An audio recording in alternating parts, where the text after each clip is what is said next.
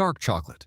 The cacao tree was first cultivated by the Olmec in Mesoamerica around 1500 BCE. Later, the Mayans and Aztecs valued cacao beans so highly that they even used them as currency. Dark chocolate must contain at least 50% cacao solids, while premium versions can go all the way up to 99%. That percentage tells you how much of the bar comes from the cacao bean versus added sugar. In the 19th century, Belgian chocolatiers helped create the smooth texture we know today by developing the conching process, which grinds chocolate for hours or even days. And the higher the cacao percentage, the more intense the flavor notes become. Some taste fruity, while others are earthy or nutty, depending on where the beans were grown. Milk chocolate. In 1875, Swiss chocolatier Daniel Peter spent 8 years trying to combine milk with chocolate, but the water in milk kept making the mixture spoil or separate.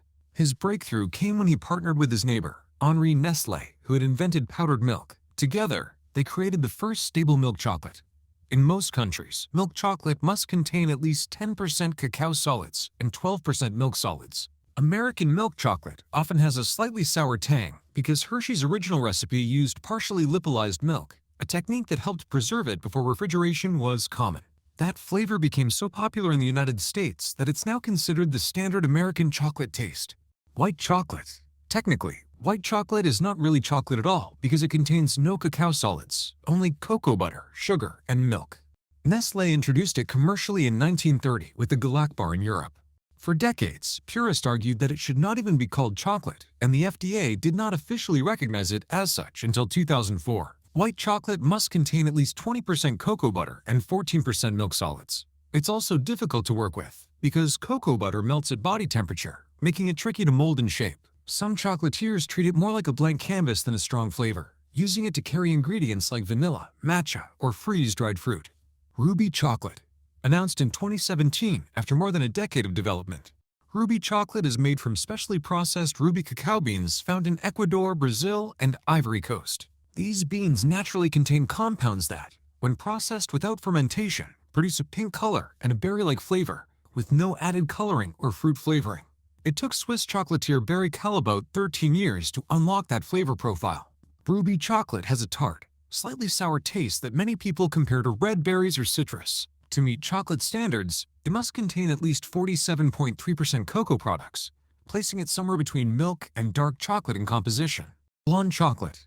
Also called caramelized white chocolate, this variety was discovered by accident in 2006 when French pastry chef Frédéric Bao left white chocolate in a bain-marie for too long. Instead of burning, the milk solids caramelized, turning the chocolate golden and giving it a rich, toasted flavor with notes of shortbread and salted caramel.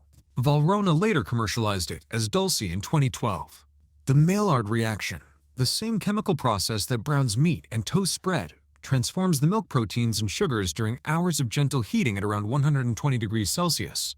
The result tastes like a cross between white chocolate and butterscotch, with a depth that white chocolate normally lacks. Modica chocolate. This grainy, rustic chocolate comes from the town of Modica in Sicily, where the recipe has remained almost unchanged since the 16th century, when the Spanish brought it from the Aztecs. Unlike modern chocolate, Modica chocolate is never conched or refined, so the sugar crystals don't fully dissolve. That gives it its signature sandy texture.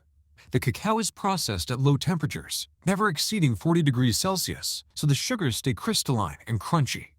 Traditional flavors include cinnamon, vanilla, and chili pepper, just as the Aztecs made it. Single origin chocolate. Unlike blended chocolate, which uses beans from multiple countries, single origin chocolate comes from one specific region, or even one single estate. Venezuelan cacao from the Chuao region is considered some of the finest in the world, with only about 20 tons produced each year from a small village accessible only by boat. Beans from Madagascar are known for their fruity acidity, while Ecuadorian Nacional cacao is known for floral notes. Single origin bars became trendy in the 2000s as the craft chocolate movement took off, much like what happened with coffee.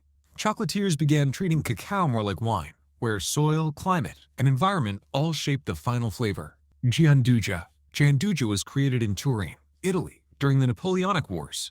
When a British blockade made cacao scarce and expensive, chocolatiers began mixing ground hazelnuts into chocolate to stretch their supply. Traditional Gianduja contains about 30% hazelnut paste blended with chocolate, creating a smooth, spreadable texture. It's basically the sophisticated ancestor of Nutella, which was also invented in Italy after World War II, when cacao was once again in short supply. Real Gianduja uses Piedmont hazelnuts, known for their delicate, less bitter flavor, and the mixture is blended until silky smooth. Raw chocolate. Raw chocolate is made from cacao beans that haven't been roasted, with temperatures kept below 42 degrees Celsius throughout processing to preserve enzymes and antioxidants. The raw food movement helped popularize it in the 2000s, with claims that unprocessed cacao offered extra health benefits. Traditional chocolate making usually roasts beans at 120 to 140 degrees Celsius to develop flavor and kill bacteria. Because of that, raw chocolate tastes much more bitter and astringent, without the smoother, more developed notes of roasted chocolate. Some raw chocolate makers use cold pressing or low-temperature fermentation to build flavor without heat. The texture can also be grittier, since lower temperatures make it harder to grind cacao into a smooth paste. Drinking chocolate. Long before chocolate became a solid bar, it was consumed as a drink. The Mayans and Aztecs drank it cold and bitter, often mixed with chili peppers and cornmeal. When Spanish conquistadors brought cacao to Europe in the 1500s, they added sugar, served it hot, and turned it into a luxury drink for aristocrats. European drinking chocolate is much thicker and richer than hot cocoa because it's made by melting real chocolate into milk or water instead of mixing in cocoa powder. French chocolate chaude and Italian cioccolata are so thick you can almost eat them with a spoon. In Spain, it was traditionally served with churros for dipping, and in Vienna, it was topped with whipped cream and known as Viennese chocolate.